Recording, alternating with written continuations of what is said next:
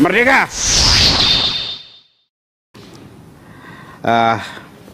Pertama-tama saya mengapresiasi Pak Menteri kaitannya dengan rancangan peraturan pemerintah terkait dengan turunan dari ASN yang sudah kita sahkan beberapa waktu yang lalu. Ini memang hal yang krusial dan bisa selesai juga undang-undang ASN, termasuk juga draft rancangan dari peraturan pemerintah. Ini sebenarnya kita tunggu-tunggu dan masyarakat para honorer yang menunggu-nunggu nasib kedepannya seperti apa. Yang pertama kaitannya dengan desain, mungkin yang dikatakan ini kaitannya penataan birokrasi. Jadi dari paparan yang ada itu cukup baik dan luar biasa menurut saya asal dijalankan secara baik. Hanya persoalannya saya lihat dari waktu ke waktu, dari beberapa waktu yang lalu sampai sekarang, ini kebijakan program yang baik ini tidak mampu sebagai pengungkit kinerja ASN di daerah. Ini jadi masalah.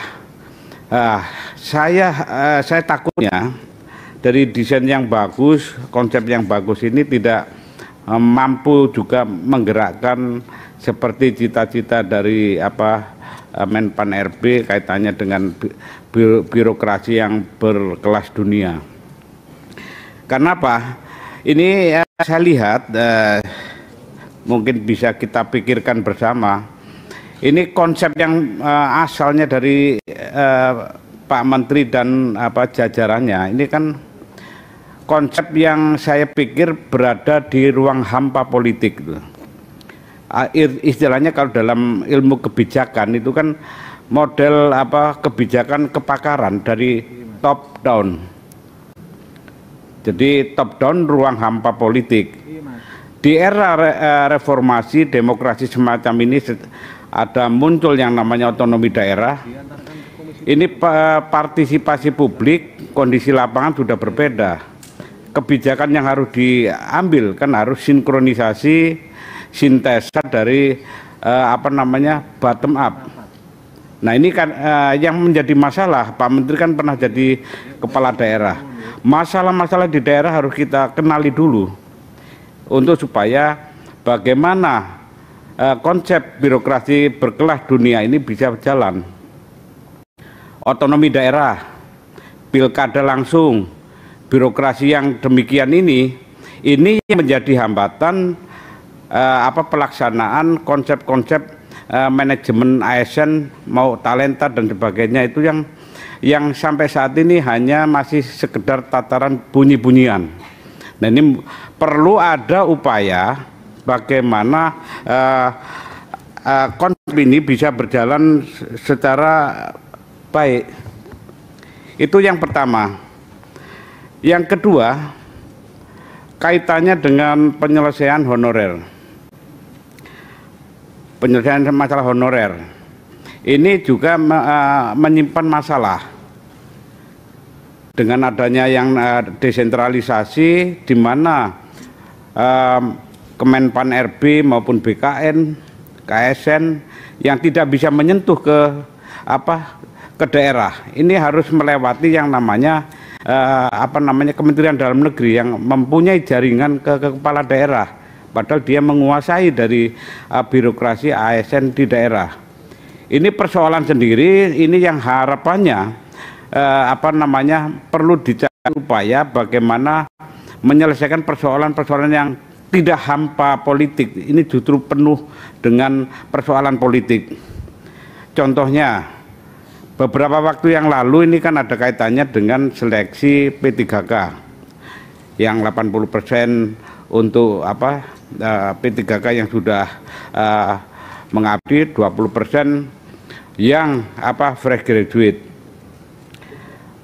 Kalau dari konsep dari pemerintah pusat bagus, begitu sampai di daerah, karena dia melewati yang namanya BKP SDM, ini menjadi persoalan akal-akalan di daerah.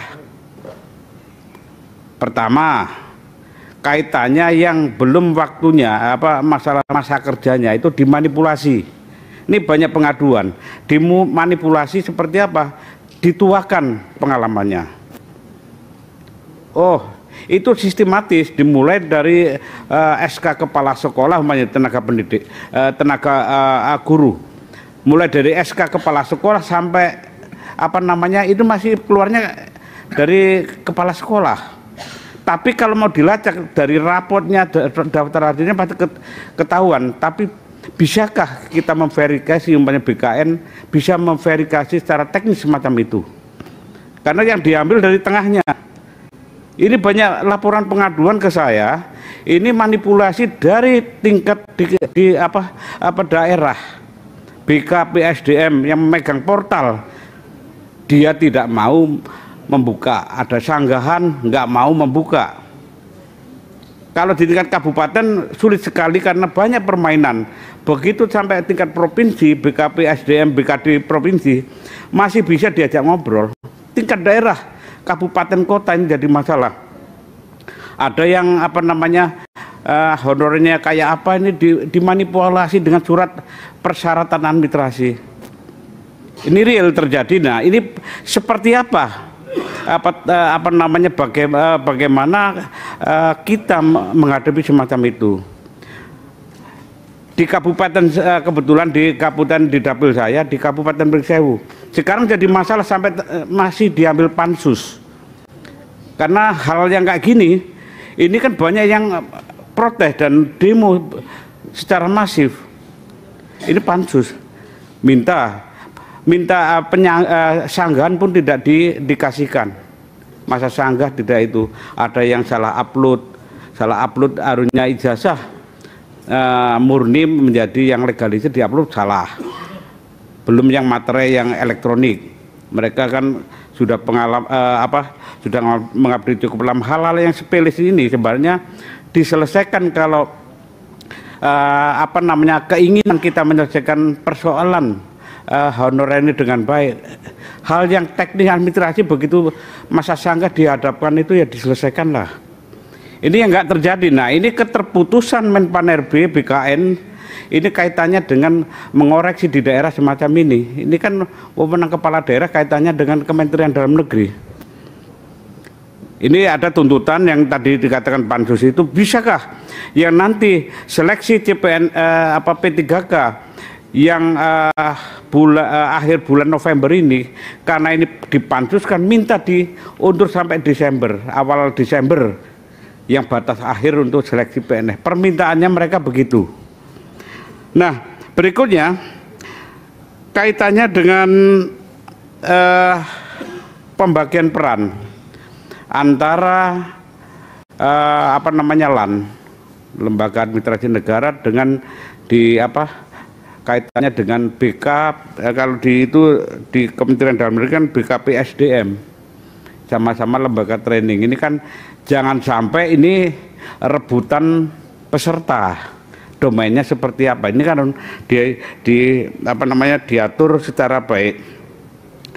Berikutnya kaitannya dengan rekrutmen P3K yang kaitannya dengan mafia CPNS yang dulu saja nggak diselesaikan.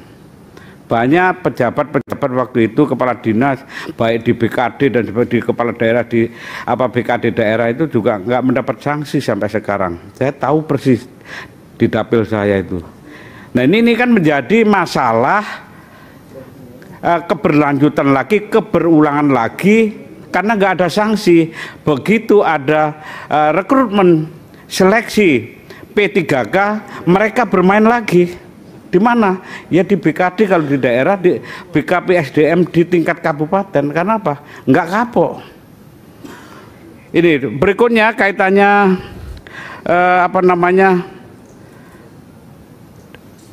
tadi desain organisasi sudah, kaitannya dengan kinerja ASN. Ini juga harus ada korelasinya kait dengan desain Pak Menteri yang katakan tadi kaitannya dengan birokrasi berkelas dunia, harus ada implementasi di daerah kaitannya dengan outputnya apa. Misalnya di daerah kan butuh yang namanya pendapatan hasil di daerah, ini juga nggak meningkat. Banyak kepala daerah, pemerintah daerah itu berorientasinya membelanjakan anggaran yang rakyat senang, karena apa? Supaya terpilih lagi. Nah, ini peran birokrasinya harus kuat. Ini mungkin hal-hal yang saya kritisi supaya apa, nanti pada juga ada semacam pengayaan terhadap menjadi langkah konkret PP.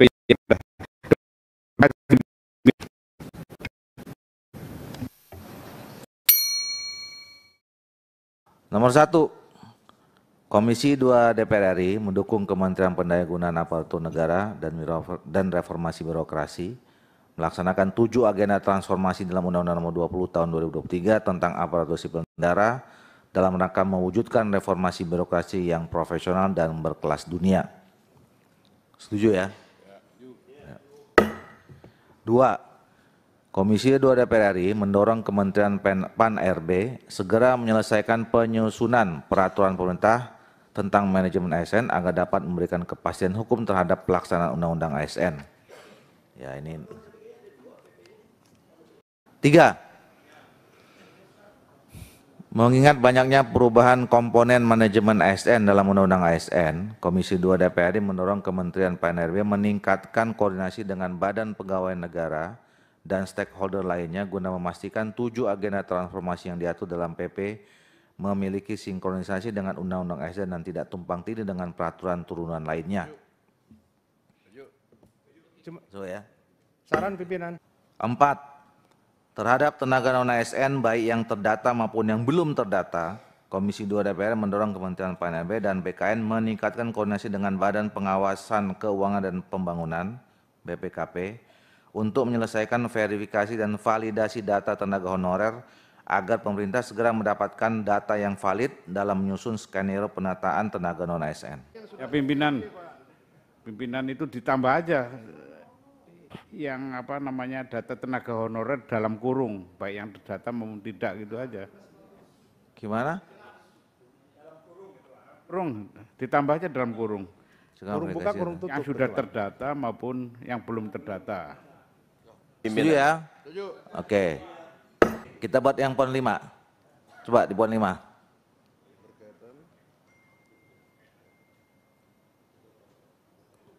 Nah, terhadap tenaga non-ASN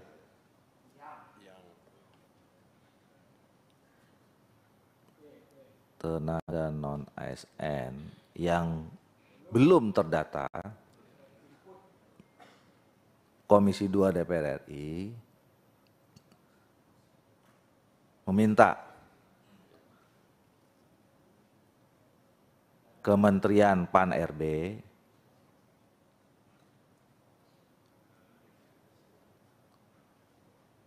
dan BKN untuk mencari solusi terhadap masalah tersebut. Setuju ya? Ya. Oke. 6. Berkaitan dengan skenario penataan tenaga non-ASN, Komisi DPR meminta Kementerian PAN-RB dan BKN memiliki jadwal dan mekanisme penataan yang jelas serta memberikan berbagai kemudahan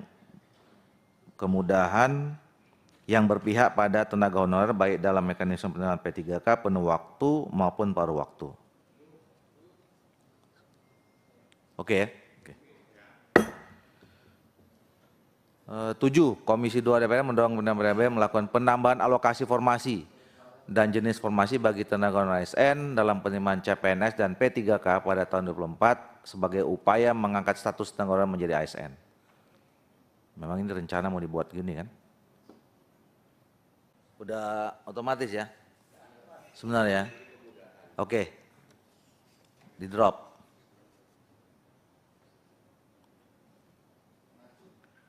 Dalam rangka mempercepat penerbitan peraturan pemerintah sebagai turunan Undang-Undang Nomor 20 Tahun 2023 tentang aparatur sipil negara, Komisi 2 DPR RI, Kementerian PNRB, BKN, dan LAN sepakat untuk melakukan rapat konsinyering. Rapat konsinyering, udah titik, udah gitu aja. Oke? Oke. Ya, silakan. Mau tambah poin? Nggak apa-apa, buat aja. Iya kan? Komisi 2 DPR RI bersama dengan Kementerian PAN-RB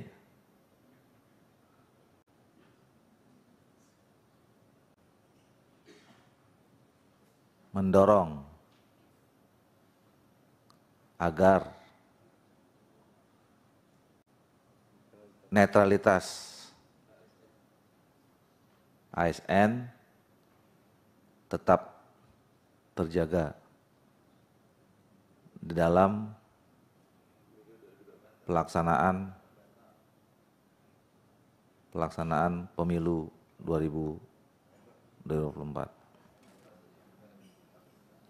Ya.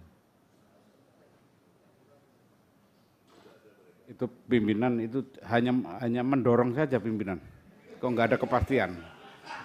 Saya sepakat dengan Pak Mardhani dari PKS itu sepakat itu, karena separuh lebih dari penjabat kepala daerah itu kan ASN. Itu ya. Oke.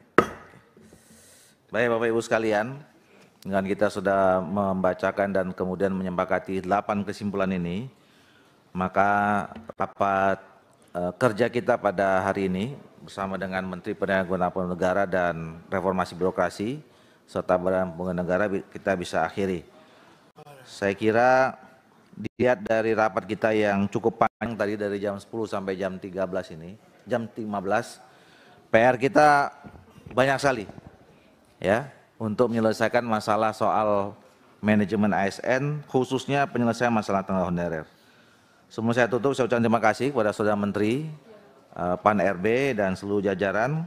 Terima kasih pada Saudara Kepala BKN, beserta seluruh jajaran. Terima kasih juga kepada seluruh pimpinan dan anggota Komisi 2 DPR RI. Dengan mengucapkan alhamdulillahirabbil alamin, maka rapat kerja ini saya nyatakan ditutup. Terima kasih, selamat sore, salam sejahtera kepada semua. Bila taufiq hidayah, assalamualaikum warahmatullahi wabarakatuh.